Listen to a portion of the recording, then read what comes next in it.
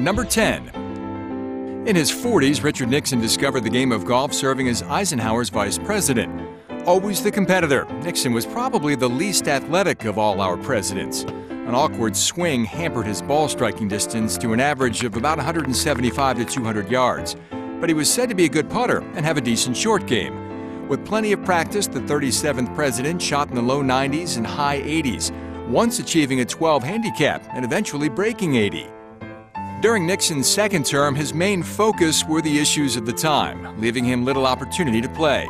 Ultimately, giving up the game altogether. Number 9. The first president to enthusiastically embrace the game was William Howard Taft, who promoted the sport more than any other president. As hapless a golfer as he was a chief executive, Taft was a regular player at exhibition matches. Whether good or bad, the 27th president encouraged the media to report on how he played. I knew that Taft liked to play golf, although it didn't seem to improve his waistline very much. Despite being a large man, Taft was a decent golfer, sporting a 20 handicap, and insisted on recording every stroke on a hole, even if it was a 27. Number 8. President Barack Obama continued the tradition of golf in the White House. As the 15th of the last 18 sitting presidents to play the game, Obama's first love was basketball. But when the First Lady became concerned about his ongoing injuries, our 44th president traded the hardwood for the flat stick. With a homemade swing, number 44 is very much an everyday golfer who tees it up primarily on public courses, dressed in plain golf shirts with cargo shorts. As the 8th southpaw in the Oval Office, Obama is the first sitting president to play left-handed. Number 7. Bill Clinton, the 42nd President of the United States of America, is an avid golf fan. When he took office in 1993, Clinton reaped the benefits of his honorary membership to the Army-Navy Country Club. In the warmer months, when it was light later, I particularly enjoyed going because I could work until 5 or 5:30 and go out there and still play 18 holes of golf. And I actually improved my handicap when I was in office, mostly because I got to play with a lot of professional golfers and I'd glom them for free tips. I was probably about a 16 when I went in the White House and probably a 12 when I left. Clinton broke a personal goal of 80 in 1997. In 2012, he became the first president to attach his name to a PGA Tour event, the Humana Challenge, in partnership with the Clinton Foundation, and continues to grow the game with an optimistic attitude. You know, that's a great thing about this game. The bad days are wonderful. Number 6. The 43rd President of the United States, George W. Bush, comes from a long family line of golfers and most notably shares the same type of fast-paced play as his father, President George H.W. Bush.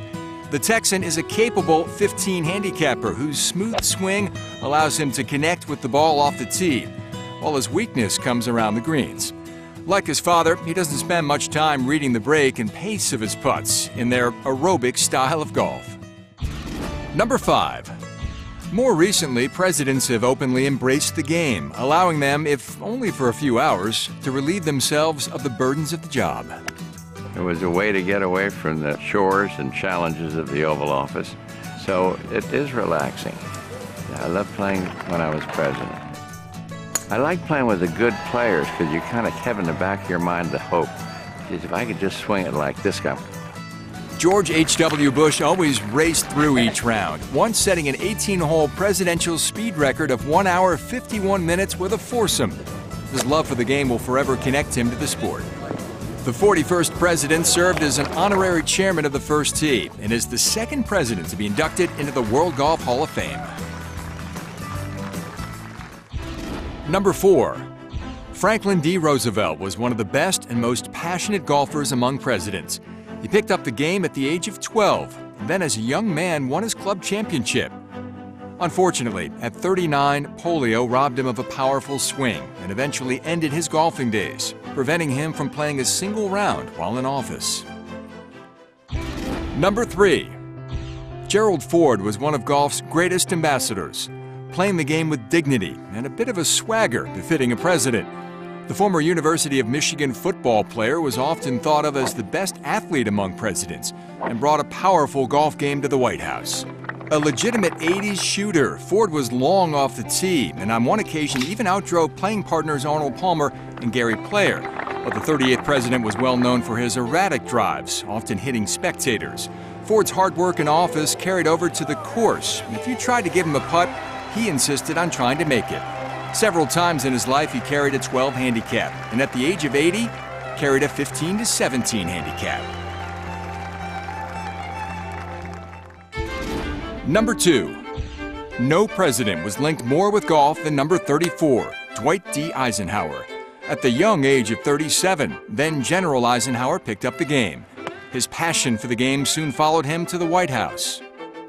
Golf has always been a sort of a White House tradition. There have been presidents playing for the last 100 years. Certainly the most prominent one was Dwight Eisenhower, who actually had a putting green built outside the White House. Ike was known to put on his golf spikes at the end of the day and walk around or go out and swing a set of clubs, and he left spike marks all over the wood floors of the Oval Office. During his 8 years in office, Eisenhower played more than 800 rounds. A majority of them took place at Augusta National. Ike also developed a strong relationship with Arnold Palmer. Mr. Eisenhower really loved the game, and Arnold could see that, and they struck up a wonderful friendship and was instrumental in making golf more mainstream. He had golf and he used it for everything that it was worth. He needed golf, and frankly, golf needed Ike. Number 1. John F. Kennedy is widely regarded as the most skilled golfer of all the presidents, but for the most part kept his passion for the game out of the public eye in an effort to distance himself from his predecessor, Dwight D. Eisenhower, whose passion for the game knew no bounds.